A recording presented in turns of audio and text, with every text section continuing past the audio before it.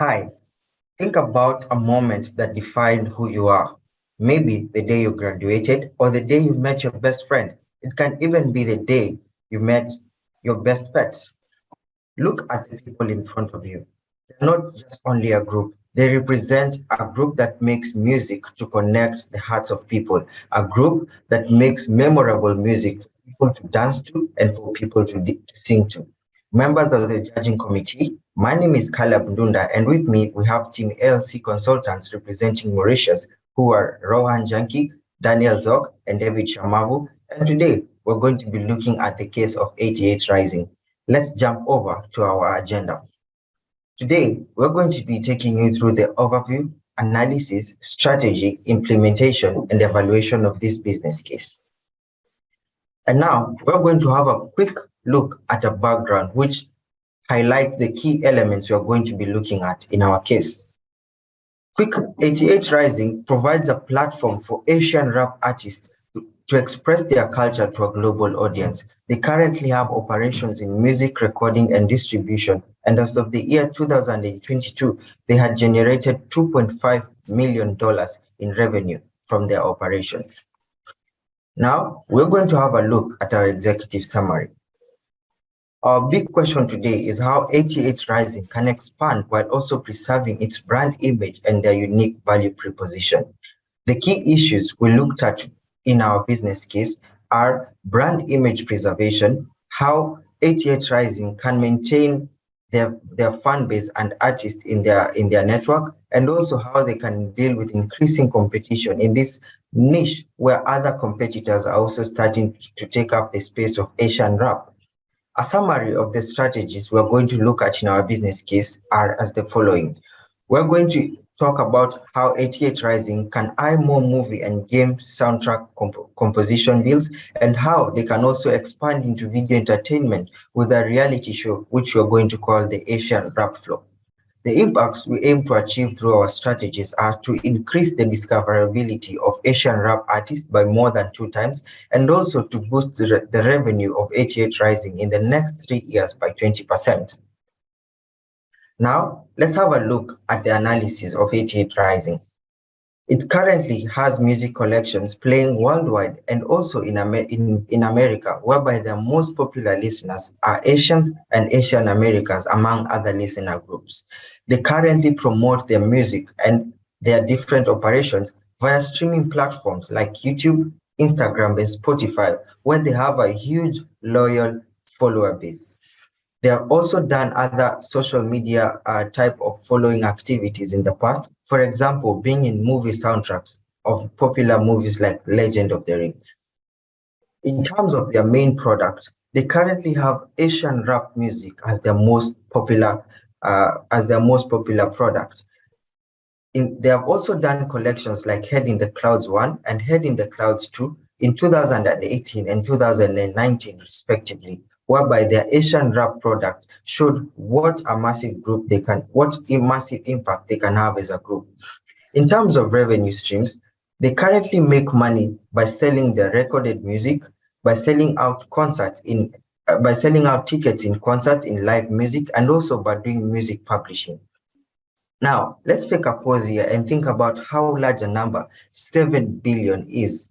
7 billion streams are the number of streams their music collections had by 2019, and they had managed to amass an impressive 3 billion video views on their different music videos. They have also in the past leveraged traditional media like radio to increase their popularity. Now, we're going to have a look at the SWOT analysis. 88 Rising has strengths it can leverage as it seeks to expand. And some of the strengths include a strong brand identity. This is a company that was able to position itself as a promoter of the Asian code, right, and connect to fan base around the world. And as a result of this, they have a sticky fan base. But they also have a diverse and talented roster of artists that are able to communicate emotions to other American Asian and also other audiences across the globe. This is a company also that has successfully leveraged innovative marketing techniques and tactics in order to promote their artists, and also their productions. But behind these trends may be lying some weaknesses. The key weakness that 88 Rising has at the moment is that they risk losing their key artists to main competitors in the Asian rap scene. This is because of the growing rap culture scene, many of these artists are starting to develop other ways of wanting to get popularity and also to seek revenue outside 88 Rising. They also currently have limited music genres which limit their global audience outside the Asian rap scene. Despite having weaknesses, its rising has some opportunities. The Asian American population was approximately 22 million in 2021, and this population is projected to reach 35 million by 2040. Hence, there is a considerable opportunity for the Asian music. As the world of music is still increasing and the world is becoming more globalized, we can use this to have new partners and new record labels companies and expand into new music genres as well. Coming to threats, we identify three key threats. The first one is increasing competition, especially from major record labels. And of them, they are Sony Entertainment, Universal Studios, and also Warner Bros.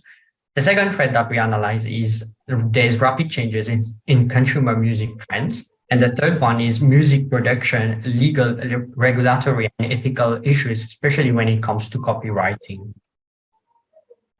Now that we've had an overview of 88 Rising, let us have a look at the key question to ask ourselves for the company's future. Talking about its scalability, is it advisable for 88 Rising to broaden its range of music genres? For its increasing competition, what strategy can help 88 Rising maintain its fan base and competitive advantage? In the process of strengthening its brand image, how can 88 Rising uphold its core values and principles? So as we can see in the next slide, for this various question, we came up with strategies for 88 Rising to implement. First, we considered using more of our music in games and movies by partnering with movie and games production companies. This would allow our product to be seen from various means. However, this strategy would take time because we might obtain proper licensing and clearances before using a song in a movie or a game. We also need to ensure that selecting 88 Rising song align with the creative vision of a movie or a game. Despite these challenges, we decided to pursue this strategy. As for the second strategy, we propose creating a reality show called Asian Rap Flow to showcase the lifestyle of our Asian rap artists. This would increase brand visibility, attract more viewers, and boost revenue. However, producing the shows and dealing with copyright issues would involve additional costs. We also considered in this next slide a third strategy, expanding into different music genres to appeal to new audience demographics. While this would diversify our revenue stream, it could dilute 88 Rising image as brands solely focusing on Asian rap. Therefore, we decided to eliminate this strategy. Thus, as you can see in the next slide, we chose to focus on the two initial strategies previously highlighted, with the objective of increasing our company's visibility and diversifying our revenue streams. Now, let us discuss each of these strategies in more detail. Juan, you are muted. Sorry. Okay. Strategy is Asian Rap Flow. Let me introduce you to it. It is going to be an in-house production reality show inspired by Netflix Rhythm Flow and also one of the greatest iconic rap movies of all time, which is 8 Miles, featuring Eminem. Asian Rap Flow will basically promote Asian rap culture, and especially when it comes to rap battles, it will be casted in a mixed language, which is basically English and also Mandarin, and also have subtitles. We are targeting mostly rappers and listeners, not only in America, but also across the entire globe, especially among Asian American. And when it comes to America, we are targeting an initial penetration target, approximately 10% for phase one. Now, what is phase one? Phase one is going to be consisted of 8 episodes, which are going to be released on YouTube. Why YouTube? We will answer it later. And phase 2 is going to be focused on season 2, which will be released on alternative, more bigger platforms such as Netflix or Amazon Prime. Now, why we believe that the reality show is the best way to go? First of all, we consider the existing success metrics, which first of all involves BTS, where they feature themselves in BTS Run. Their fan base through this reality show, they are able to connect to them not only by music, but also to them as individuals, which we want to achieve for 88 Rising. Second key success is star from other industries, especially in the pop industry, like Miley Cyrus, who featured herself in Hannah Montana, and she has been able to grow from it. Now, why YouTube? First of all, YouTube is free for all, and also it is easy to go much more viral over there as it is free, and also there is massive potential for high visibility in generating billions of views once it goes viral. And also the factor that we go for YouTube is the budget constraint, which is good, and also the proof of concept with YouTube production. Now, the second phase is about season 2. So why are we shifting to Netflix or Amazon Prime? First of all, the focus is there on monetization, and it is more of an expert production that we can target for season 2. And also there's premium distribution and brand visibility. And it is very important that we'll step in phase 2 if phase 1 is successful.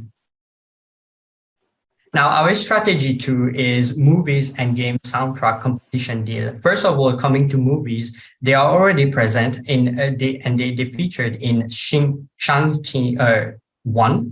And we are suggesting that they can target Marvel again, but we are ditching phase 5. And instead, we propose for them to step in phase 6, which is potentially Shang-Chi 2, which is basically going to release in their phase 6 by the fall of 2024. Again, this is going to be an ongoing bid submission process in order for them to get approved. And the second strategy, which is gaming is a very important aspect. And when it comes to young Asian American, if we are going to target them, gaming is actually the solution that we are proposing as to go. And in America, we suggest that among games, Garena, Free Fire, one of the most popular one, who generated approximately 100 million of revenue in 2021, followed by PUBG Mobile and Call of Duty. Garena Mobile also will be able to generate a high viewership and also make our soundtracks to get more popular over time.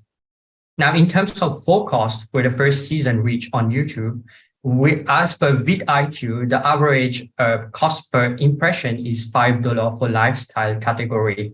And our first season is going to be comprised of 8 episodes, which we target to be releasing them on the first month and second month. And we expect that by month 6, we'll get an increase in number of views, and we are targeting 30 million viewers. So as a cost estimate, for the first 6 months of the release, we're estimating $150,000. Now, coming to the implementation, for the first 6 months, we are going to focus on script writing, talent scouting, or performing auditions for our Asian rap flow. And also by the end of the 6 months, we are going to focus on finalizing the contracts. Filming will start in the after 3/4 of the year, and also it will end after the first year, which includes editing. So 3 months after the first year, we are going to focus on release, which will be 2 months. And on the long term, after analyzing the succession of the first season, we are going to focus more on bigger production partnerships, for example, which we mentioned Netflix or Amazon Prime. And regarding our second strategy, it is actually going to be an ongoing bid submission and contract negotiation for movies and game soundtrack composition. Over to my colleague. Now that we've had an overview of the implementation timeline, it is essential to note that after the show will be published via YouTube, which is the second most popular watching service for Asian Americans with 24% of market share, we consider to partner with Netflix, as this one is the most popular, accounting for 39% according to Statista. Now, let us have a look at the financials. Thank you, David. We recognize that producing a fully fledged reality show requires a huge amount of resources and also partnership with specialized production companies. But we are going to, first of all, produce a mini version as a proof of concept that we are going to release on our YouTube platform and leverage the 6 million subscribers that we have. And it's only based on how our fan base and also audiences will receive this concept that will venture into a partnership with with a production company in order to produce the full reality show. And we talked about the example of Netflix or even Amazon Prime. So our assumptions here are to produce the mini version. We'll be doing that in-house and we'll only produce this 6 episodes, each episode ranging from 45 to 60 minutes. And we'll be leveraging, as I said, the user base of 88 Rising on YouTube. Now, let's have a look at some of the costs we will incur as we want to realize this mini show we are publishing on YouTube. So first, we'll be contracting a small film studio based in Shanghai. And for that, we estimated $15,000 per episode. But also, we did some provision for contract drafting and also design. For that, we have 10,000.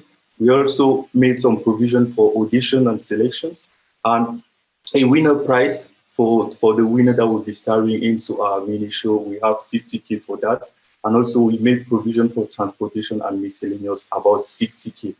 So another assumption is that the winner won't only receive cash, but also they will receive a record label deal with us and also mentorship.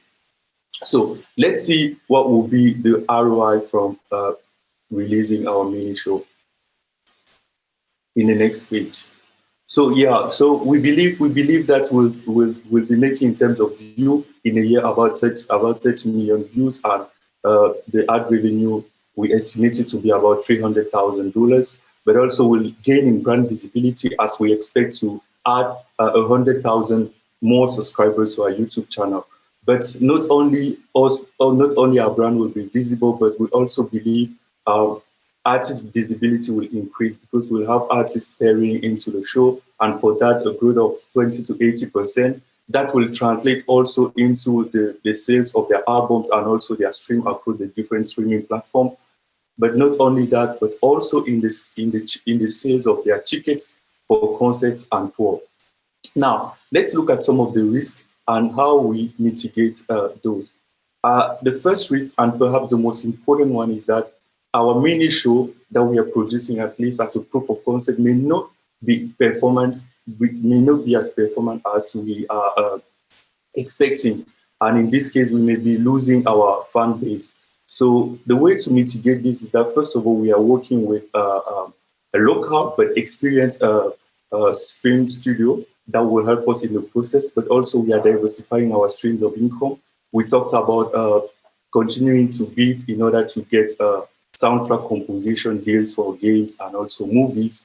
But the second risk also we analyzed here is contract management and copyright issue, dealing with all of those aspects. And for this, the way to mitigate is really to work closely with legal partners in order to make sure everything are working in line.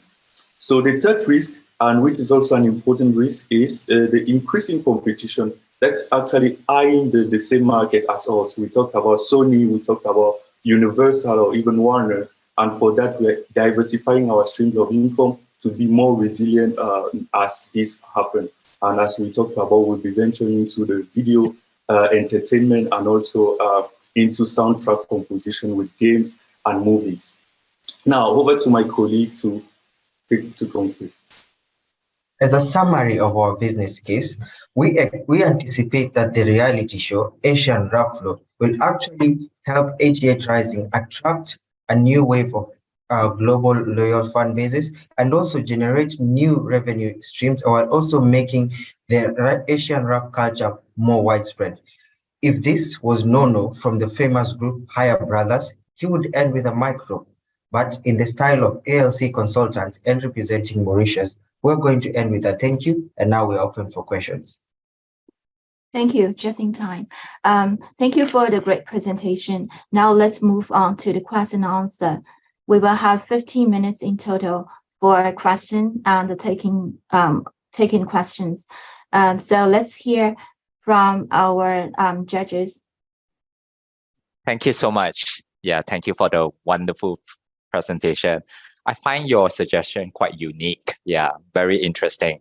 And I'm also a fan of reality shows, so it captivated me to listen even more. My question is, you talk about this reality show and I just want to ask you, what is it about? I just want to know, how would you, create it? What's the storyline about that you think it will make it viral, and you will make it like you will have that subscriber base that you want to? Thank you for the question. I will answer that, and maybe my colleagues can add on to what I say. So a year ago, I started watching the Netflix series called Rhythm and Flow because I'm a huge fan of American rap. Through this Rhythm and Flow reality show, I was able to see some of my most popular rappers like T.I. and Cardi B hosting auditions for other local rappers to come and sing for them, and then they judge them and give them feedback on how they can grow their rap career. I was also inspired because at a point in my life, I want to start venturing into rap music and maybe become a rapper of my own. And up to today, I will still listen to some of the artists that I met that I saw in that reality show. For example, Troyman, who is a famous American rapper. So in this reality show called Asian Rap Flow, we aim to take a similar direction whereby most of Asian rap music is mostly undiscovered, especially when you look at the Americas.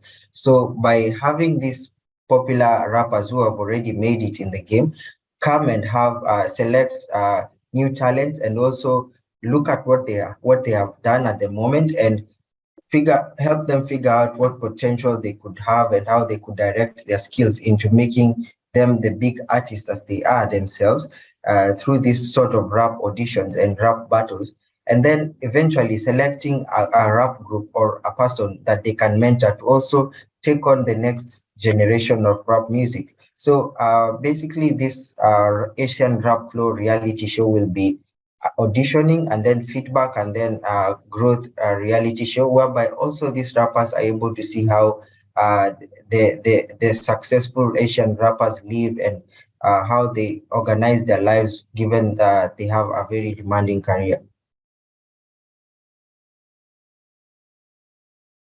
Thank you so much. Very interesting to know. Yeah, thank you. If I may, can I just ask you to elaborate a little bit more about why you think like the YouTube solution about the monetization, why you go this way? Thank you very much for the question. So as you can see to the next slides after that, YouTube is apart from this, again, the following one. Yeah, YouTube is the second most used platform for Asian Americans. And currently the company has a lot of viewers, around 6 million. So with that, since we have first the market with that, if we publish our views via YouTube, our currently viewers will see that.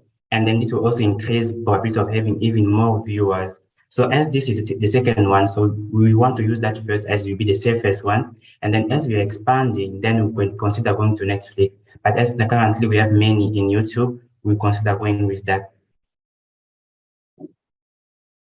All right. Maybe thanks. to add on to what my colleague just said. So we also have budget constraints, right? And if we want to produce a top-notch reality show that can be released across platforms like Netflix or Amazon Prime, we believe that we first of all need a proof of concept before we can go to those production house and strike deals with them. So here with the proof of concept, we are focusing on discoverability, and we chose YouTube because we already have 6 million subscribers there, and it will be free. So once we air that mini version of our idea of reality show out, we can also collect feedback and see how our fan base react to that. If successful, because YouTube it will be free and accessible to all. If successful, therefore we can move on to the more premium production and then release it across the other platform and focus more on monetization. But here also a narrow eye that we are not seeing, that's not direct, it's really in terms of brand visibility, because if many people can see something at least for free, they will discover the new Asian artists, and they will go on to streaming their different music across the different platforms. And this will also help those artists in terms of growth across their different social media platforms and in terms of followership.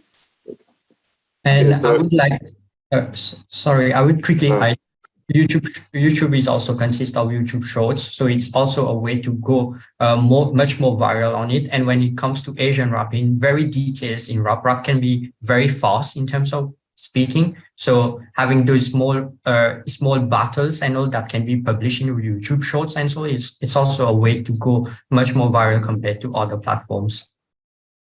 Thank you. Yeah, thanks. So Netflix and YouTube, they are great platforms. Can I ask a follow-up questions? Because I think this strategy relies on the platforms. What would you think about? Because you heard the news probably. The Netflix, the membership, the number of subscribers, they materially decreased, I think, last quarter. And also YouTube is highly relying on the advertisement, and you see what's going on with the Twitter. So with that headwinds, do you think what you could do to make sure you mitigate that risk in your strategy?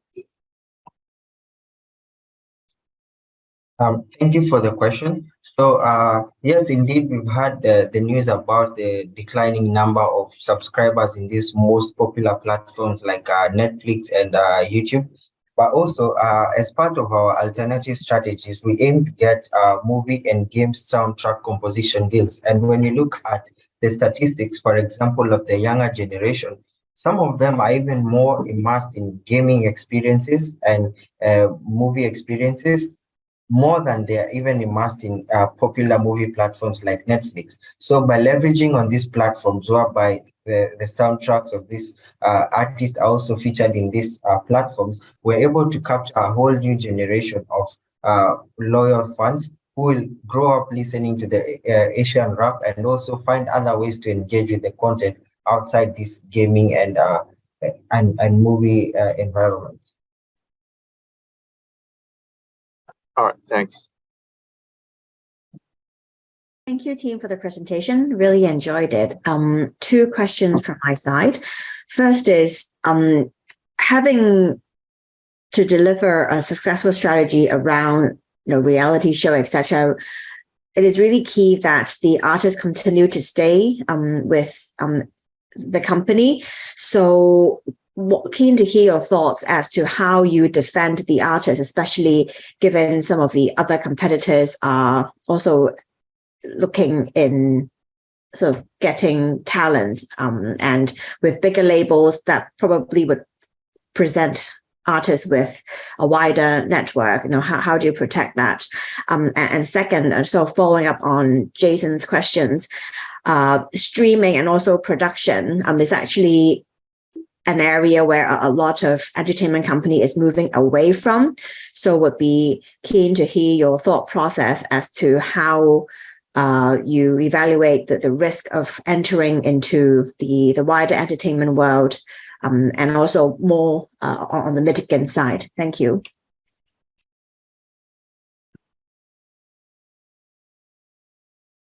Thanks. So maybe I can answer that, and my colleague may add. So yeah, first of all, talking about losing our artists to competition, and we believe there's always that risk, and that's why in this case we want to engage those artists in new avenues to actually incentivize them to stay with us. So, and one way to do that is, for example, with our show, because our show not only will be for the visibility of the upcoming Asian rappers, but it's also going to be a platform for those current artists to even, expand their viewership and also visibility. So this is one way to retain them. But we've also been thinking about other alternatives, including diversifying our revenue stream, so that at some point we can also hire our checks for those different artists. Now, you talked about the other aspect on movie production. We would like to highlight here that we are really contracting. I mean, at least in the phase one, we are contracting a film company. So it's not necessarily us doing the production ourselves. We are doing this first of all as a proof of concept, right? And if successful, we'll go and then contract again another production company. We won't be doing the production in-house. So we believe that way we could mitigate the negative impact. And as we highlighted also on our risk, reception of the concept of even reality show may not be as expected, but that's also where we said we are exploring gaming, which is particularly interesting considering the huge amount of time that Asian Americans are spending onto games like Free Fire, and there we could easily also find an additional revenue stream as we constantly look for deals with those gaming companies. In addition to that, as the world is becoming also more and more globalized and technology is also increasingly enhancing, so moving away from the streaming would be a bit slow for this shorter term. That's why we first have to look at it as Daniel said earlier. And also, we're also considering the gaming one because as they are still part of people who haven't stepped into yet the gaming industry, and this one is actually going to increase into the following years. So actually tapping into that as technology is currently increasing, so we also have more probability of earning more revenues. I have another question. Yeah, you mentioned about the movie soundtrack. Yeah, and you also mentioned about the upcoming Hollywood movie Shang-Chi 2. Yeah, given that 88 Rising is not like the big boys in this Hollywood industry, how would you think that? What are the challenges? And how potentially can you get 88 Rising to produce the soundtrack for Shang-Chi 2? Thank you very much for the question. I think I can jump in and then my colleague can add. So the issue might be mainly having licenses and clearances before using the song in a movie or a game, because before a song is used in a movie, it needs to be licensed first.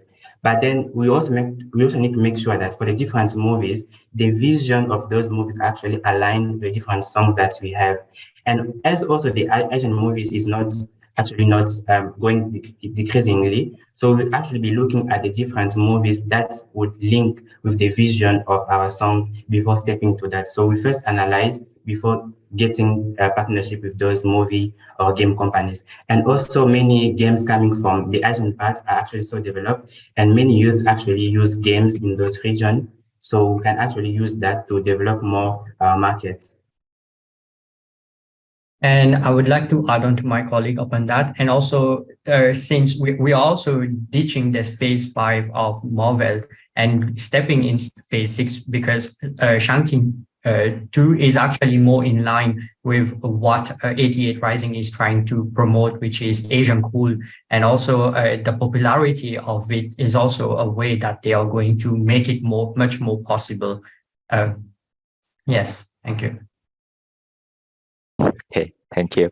Final question from me. Yeah, I mean, these two ideas are great. Would you think that these two ideas, the reality show and also movie and game soundtrack, is a bit too far from the focus of the company?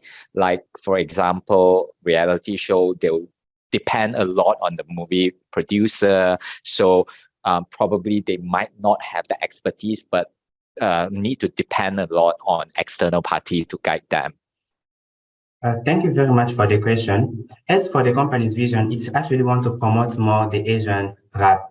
And then since this is actually our core business, but then for those different movies, soundtracks, and games, we will still be putting the Asian rap. So with that, we'll still be promoting what our current business is aiming for. So even those movies, maybe they can have other visions, but then putting our own songs will actually kind of promote also the Asian rap, which still aligned with our core business and values.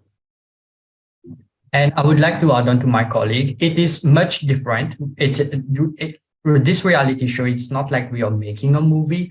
So basically rap is different. It's more about the talent and about the artists expressing themselves in terms of words. So there will be not much script writing. So it's basically more of a natural talent that will be displayed over there. And I think it also reduces the cost of production, since we are not actually having actors, fully trained actors for the process. It's more about the talent focused upon this that we are going to promote, and also the language. Thank you. Okay. Again, just in time. Thank you, students from African Leadership College. We do appreciate your presentation and the question and answer.